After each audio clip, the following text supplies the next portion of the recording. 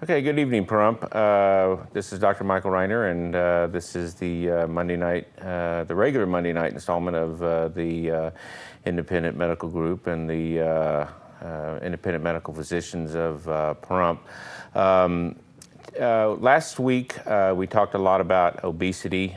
We talked about the skinny on weight loss, which was the topic, and I'm going to kind of branch out from that particular topic and talk about one of the things that I see a lot of as a result of obesity and a result of lifestyles, whether healthy and unhealthy, but usually the unhealthy lifestyle leads to that, is forms of obstructive sleep apnea. It affects a lot more people than they care to realize. But one of the things is that as a physician, I've just been aware of it more often than not. That has to do with the fact that I see a lot of people that complain about fatigue, and what's one of the more common factors that brings people into the office is they're just tired all the time. And we live in an elderly population, and they want to talk a lot about, well, it's the bad three-letter word. I'm old, or is it age? And a lot of times it's not. And as I talk about that subject and talk about what it means to you as a patient and as a person, hopefully you'll get some awareness of this issue. Normally we think of obstructive sleep apnea as someone who snores a lot, and that is certainly one sign of that, but it is one small part to that picture. Tonight, I brought a good friend of mine and another independent person in this community. He's not a healthcare practitioner, but he is a healthcare provider of sorts. He's been on the show before, and it's Artur from the Pahrump Medical Supply. And Artur, I wanted to bring you on tonight because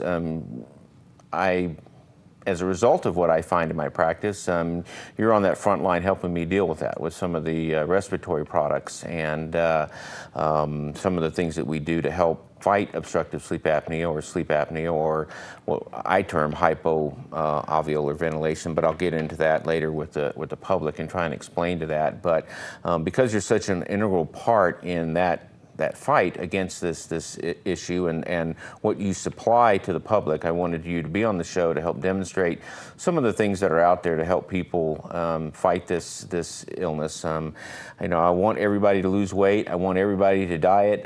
If it was easy, everybody would be skinny like you. Right? Thank you for the compliment. Yeah, but that's not always the case, right? I mean, not everybody. There are certain people out there that, and I see them, they eat very slow.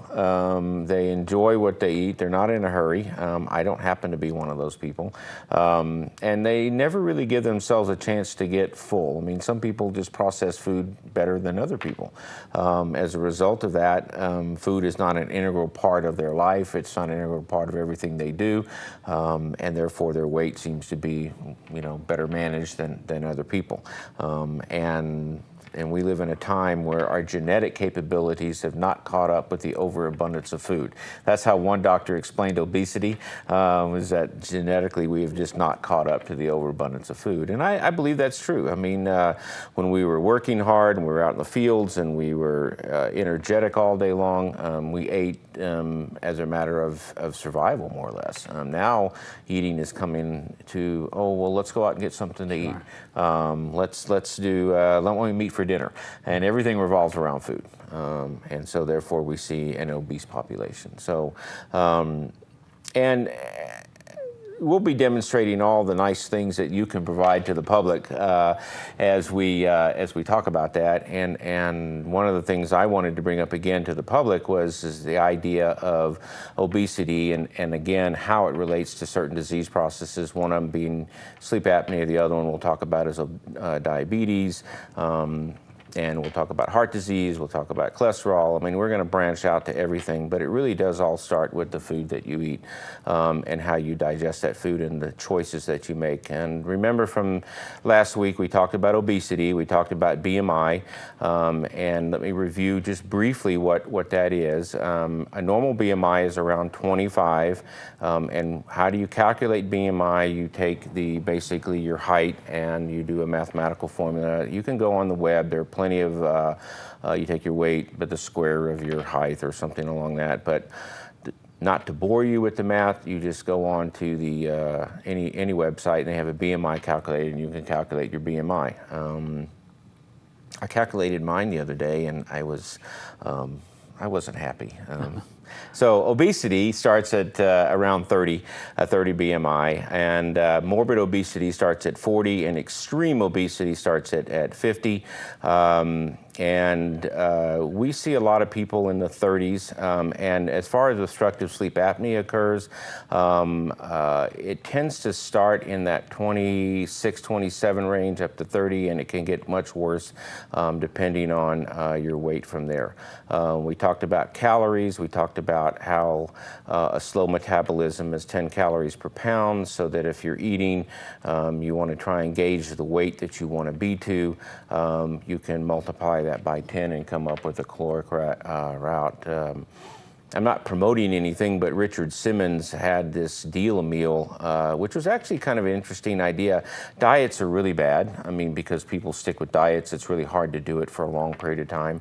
He had this deal where you kind of dealt within a caloric range how many calories you were going to eat during the day, and I believe that that's the right idea to try and diet. So if you weigh 200 pounds and you want to try and get down to 1,800 and you have a slow metabolism, 1,800 calories. Read labels. Weigh your food, and watch that movie Food Incorporated, because it teaches you a lot about that. And when we come back from the break, I'm going to have a slide presentation a little bit, and we're going to talk about sleep apnea. We're going to go into some demonstrations, some of the things that we do, and Artur's going to explain some of the equipment, and we're going to discuss a lot about that particular illness. So with that, are we ready to go to break? Okay, we're going to go to break, and we'll be back in just a minute. Thank you for tuning in.